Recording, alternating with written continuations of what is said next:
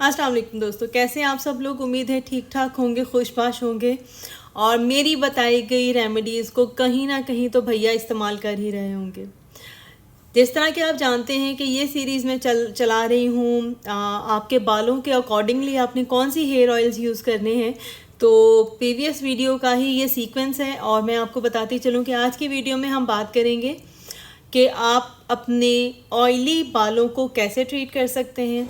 आपके ऑयली बालों के लिए अच्छे हेयर ऑयल्स कौन से हैं, आपने अपने ऑयली बालों पे कौन से ऑयल यूज़ करने हैं, आपने अपने ऑयली बालों पे कौन से ऑयल्स यूज़ नहीं करने हैं, और आपकी स्कैल्प के लिए यानी कि जो बाल जिनके सिल्की हैं, सीधे हैं, यानी कि ऑयली स्कैल्प है, उन्होंने कौन से हेयर मास्क को यूज़ करेंगे जिसका उनको फ़ायदा होगा। अगेन मैं अपनी हर वीडियो में कहती हूँ कि सही प्रोडक्ट सही स्किन पे या सही जगह पर लगाने से ही आपको डिज़ायर रिज़ल्ट मिलते हैं, अदरवाइज़ नहीं मिलते हैं। प्रीवियस वीडियो में मैंने बताया था कि आप अपने ड्राई हेयर्स पे कौन कौन से अगर ऑयल लगाएंगे तो उसका आपको फ़ायदा होगा और कौन से हेयर ऑयल लगाएंगे जिसका आपको नुकसान होगा। इस वीडियो में मैं आपको बताऊंगी। आपको पता है ये एक बहुत बड़ा मसला है। आमतौर पे जो हम फ्रीजी हेयर्स वाले होते हैं या ड्राई हेयर्स वाले होते हैं ना, हम बड़ा फैंटिसाइज करते हैं कि जी जिनके ऑयली हेयर्स हैं, ऑयली हेयर्स का मतलब ये होता है कि उनके बड़े सीधे सीधे सिल्की सिल्की बाल। नॉर्मली एक टेक्सचर ये होता है कि उनके बड़े सीधे और सिल्की से बाल लग रहे होते हैं। हमें ऐसा लगता है कि जी इनको तो मसला ही कोई नहीं है, इनकी तो ज़िंदगी बड़ी आसान है, इनको तो ना स्ट्रेटनर की ज़रूरत पड़ती है, ना इनको किसी ऑयल की ज़रूरत पड़ती है, ना इन्हें किसी स्टाइलिंग की ज़रूरत पड़ती है, इनके तो झिलमिलाते ऐसे ही बाल हैं। लेकिन मैं आपको बताऊं उनकी ज़िंदगी हमसे ज़्यादा मुश्किल होती है। आप मुझसे इत्तेफाक करेंगे और अगर इत्तेफाक करेंगे तो कमेंट्स में ज़रूर मुझे अपना फ़ीडबैक दीजिएगा। आपको पता है दिल चाहे या ना चाहे, मौसम हो या ना हो, उनके हेयर्स डेली इतने स्टिकी हो जाते हैं कि उनके हेयर्स वॉश करने के बाद भी ऐसे लगता है कि जैसे चिपके चिपके से हैं। और अपने आसपास के लोगों को आप देख लें, अगर उनके बाल चिपके चिपके से हैं तो ऐसे लगता है जैसे इनको वॉश करने की ज़रूरत है। तो बंदा खुद को गंदा गंदा महसूस करता है। देखने वाले समझते हैं पता नहीं कितने दिन हो गए इन्होंने अपना सर नहीं धोया है, क्योंकि एक्सेस ऑयल प्रोड्यूस होता है ना। जो ऑयली स्कैल्प होता है वो क्या करता है, क्या नुकसान देता है आपको, मैं आपको कुछ नुकसानात उसके बताती हूँ। बेसिकली आपके जो स्कैल्प होता है वो एक्सेस ऑयल प्रोड्यूस कर रहा होता है। जब एक्सेस ऑयल प्रोड्यूस करता है तो आपकी स्कैल्प को बहुत जल्दी जल्दी वो चिपचिपा कर देता है। चिपचिपा करता है तो आपके बाल रूट्स से जो है ना वो ऑयली होना शुरू हो जाते हैं, जिसकी वजह से जो गर्मियों में सबसे ज़्यादा होने वाली तकलीफ़ होती है वो ये होती है कि जब ऑयल और पसीना मिलता है तो आपके सर से एक नागवार किस्म की स्मेल होती है जो कि नहीं जाती है। कुछ भी आप कर लें, अगर आप किसी भी किस्म का कोई ऑयल लगा लें या कोई अगर शैम्पू आपने बगैर सोचे समझे लगा लिया है, जो कि मैं आपको बताऊं कि हम में से 90% लोग ये गलती करते हैं कि अपनी स्किन का या अपने बालों का टेक्सचर देखे बगैर शैम्पू चूज़ करते हैं। उसके बाद भी हमारे बाल साफ़ नहीं लगते हैं, धुले हुए नहीं लगते हैं, गंदे लगते हैं। कोई हमारे बालों को करीब से देख ले तो उसे हमारे बालों में एक चिपचिपापन महसूस होता है। हमारे बालों की जो स्कैल्प होती है, स्कैल्प क्लॉग हो जाती है ना, यानी कि वो बैरियर आ जाता है, ऑयल का बैरियर आ जाता है, जिसकी वजह से डैंड्रफ, खुश्की, जो जिसे आप कहते हैं सिकरी, उसके अलावा जुएँ, ये पड़ने का बहुत ज़्यादा चांसेस होते हैं। परेशान नहीं होना है कि जी इतने सारे नुकसान हो गए तो उनका हल कैसे है। बिल्कुल हल है, हर चीज़ का हल है, इसका भी। और इतना आसान हल है कि आप हैरान रह जाएंगे कि अब तक घर में ये सारे हल मौजूद थे और हमें पता क्यों नहीं था। सबसे पहले तो बात करते हैं कि ऑयली स्कैल्प के लिए कौन कौन से ऑयल आप यूज़ कर सकते हैं। ऑयली स्किन के लिए आप हर वो ऑयल यूज़ कर सकते हैं जो लाइट वेटेड होता है, यानी कि आप सरसों का तेल इस्तेमाल कर सकते हैं, बिल्कुल बाय नेचर वो ड्राई होता है। आप आलमंड ऑयल लाइट वेटेड जो होता है वो यूज़ कर सकते हैं।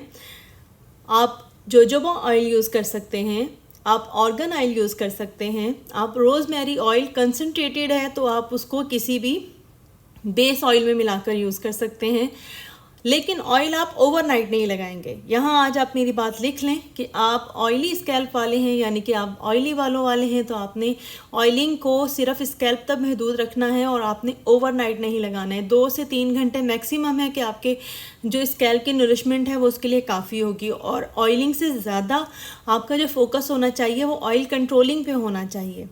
तो उसके लिए मैं कुछ मास्क आपसे शेयर करती हूँ, जो मास्क आपके लिए काफ़ी फ़ायदेमंद रहेंगे और इतने फ़ायदेमंद रहेंगे कि आप मुझे अपना फ़ीडबैक ज़रूर देंगे। सबसे पहले तो सबसे इजी मास्क है, एक DIY मास्क ही आप समझ लें, आपके घर में मौजूद हैं वो चीज़ें। एलोवेरा आपने 2 चम्मच लेना है, 1 चम्मच आपने उसमें शहद लेना है और चंद कतरे आपने उसमें लेमन जूस के डालने हैं और उसको आपने एक पेस्ट बना लेना है और आपने अपनी स्कैल्प पे उसको अप्लाई करना है। 15 से 20 मिनट उसको रखना है और उसके बाद एक सिंपल वाटर से आपने वॉश कर लेना है। और अगर आपको शैम्पू की ज़रूरत है तो आपने सबसे माइल्ड शैम्पू यूज़ करना है और उसके बाद आपने अपने बाल ड्राई करने हैं। दूसरा आपके पास जो ऑप्शन है, बहुत ज़बरदस्त ऑप्शन है, आपने 2 अंडे की सफ़ेदी लेनी है और अगर आपके बाल कम हैं तो आप 1 अंडे की सफ़ेदी लेंगे। यहाँ मैं आपको इस बात के लिए मेंशन कर दूँ कि अंडे की जर्दी आपने नहीं लेनी है। अंडे की जर्दी अगर आप अपने मास्क में लेंगे तो आपके बालों में मज़ीद ऑयल प्रोड्यूस होगा। अंडे की जर्दी फ़ायदेमंद है खुश्क बालों वालों के लिए, रूखे बाल वालों के लिए, और अंडे की सफ़ेदी फ़ायदेमंद है जो जिनके बाल चिपचिपे होते हैं या ऑयली होते हैं उन बालों के लिए। अंडे की सफ़ेदी आपने लेनी है और उसके बाद आपने उसमें शहद डालना है 1 चम्मच और एक बिल्कुल आधा चम्मच जो है आपने उसमें नींबू ऐड करना है, उसको अच्छा उसमें बीट करना है और उसके बाद आपने अपने स्कैल्प पे अप्लाई करना है। 30 से 45 मिनट के बाद आपने अपने स्कैल्प को वॉश कर देना है। तीसरा ऑप्शन आपके पास ये है कि आपने कर्ड जो यानी कि दही होती है, दही आपने आधा कप ले लेनी है, उसमें आपने हनी शामिल करना है, उसमें आपने लेमन जूस शामिल करना है और उसको आपने अप्लाई करना है। सबसे मैजिकल बताऊं जिसको आप शायद यकीन नहीं करेंगे, लेकिन अगर आप उस पर यकीन करेंगे और आप अप्लाई करेंगे तो आप ज़िंदगी भर के लिए मेरे मुरीद हो जाएंगे। मेरा पर्सनल एक्सपीरियंस है, पर्सनल एक्सपीरियंस ऐसे है कि मैंने अपने बिल्कुल सामने इस्तेमाल करवाया और मुझे उसका वाकई ही फ़ायदेमंद रिज़ल्ट मिले। मेरी बेटी के जो है वो ऑयली स्कैल्प है और मैंने इससे ज़्यादा नेचुरल और अच्छी होम रेमेडी नहीं देखी है। मुल्तानी मिट्टी ले लें, अगर आपने उसको मतलब डिज़ोल्व करके रखा, मुझे लगता है हर वो घर जिसमें लड़की मौजूद है उनके फ्रिज में एक बॉल में या एक शीशे के जार में कुछ मुल्तानी मिट्टी हर टाइम डिज़ोल्व मौजूद होनी चाहिए, क्योंकि आपके मुंह की स्किन के लिए, आपके सर की स्किन के लिए कितनी फ़ायदेमंद है आप लोगों को अंदाज़ा होना भी चाहिए, और नहीं है तो मेरी वीडियोस के थ्रू हो जाएगा। चलें जी, 2 चम्मच आपने मुल्तानी मिट्टी ले ली, पाउडर है तो उसको डिज़ोल्व कर लें। बहुत ज़्यादा आपने नहीं इसको बनाना, थोड़ा रेनी कंसिस्टेंसी में ही बनाना है। उसके बाद आपने इसमें आधा चम्मच जो है वो किसी भी किस्म का जो सिट्रस होता है यानी कि वाइट जो लेमन जूस होता है वो ऐड किया इसमें, और आपने रोज़ वाटर से इसको जो है ना मिला लें तो वो ज़्यादा बेहतर है। उसके बाद आपने अपने स्कैल्प पे अप्लाई किया। आप यकीन करें आधे घंटे बाद या 45 मिनट बाद जब आप अपने सर वॉश करना ना, मुल्तानी मिट्टी का फ़ायदा ये होता है कि इसके बाद आपको किसी शैम्पू से वॉश करने की ज़रूरत नहीं पड़ती है। आपको पता ही होगा कि सालों पहले जब ये सारी चीज़ें नहीं थी तो सर और जिस्म मुल्तानी मिट्टी से धोया जाता था, क्योंकि ये आपकी बॉडी का नॉर्मल पीएच लेवल बैलेंस रखता है। इवन आप अगर अपना जिस्म धोते हैं, मुंह धोते हैं मुल्तानी मिट्टी से, तो ये आपकी पीएच लेवल को बैलेंस रखता है और आपको नॉर्मल मॉइस्चराइज जो आपका नेचुरल मॉइस्चराइजिंग सिस्टम है ना उसको बैलेंस रखता है।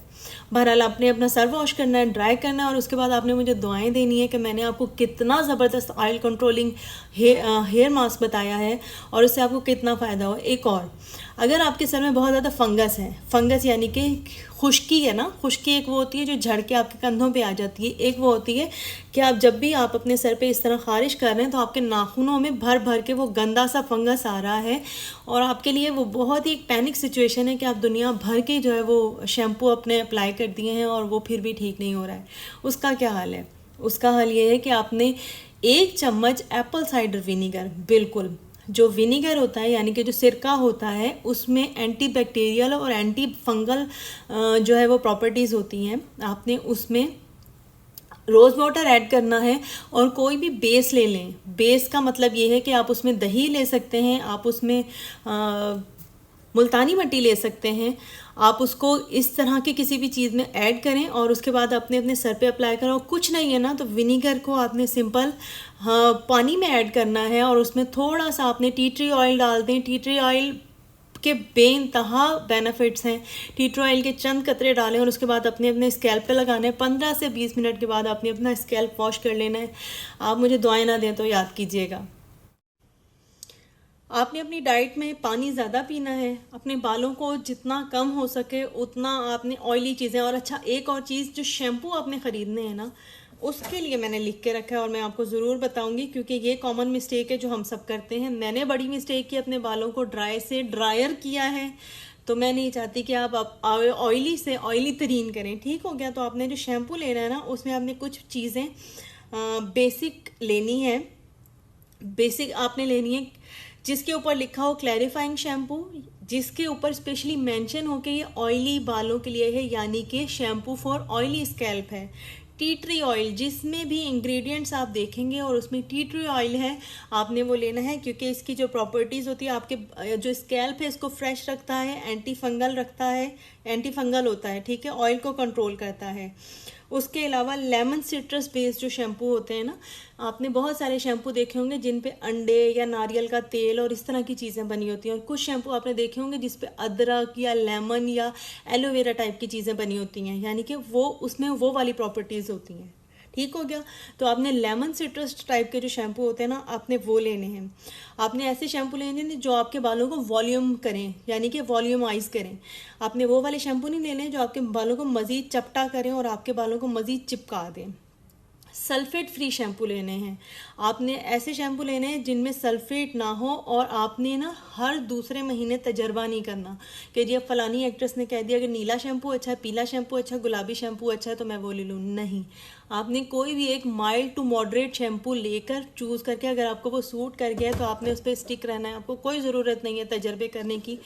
कोशिश करें कि अपने सर पे तेल लगाने के लिए आपने जो हर सूरत नहीं लगाने हैं ऑयल, वो अंडे की जर्दी का जो तेल होता है वो है, कैस्टर ऑयल है, नारियल का तेल है।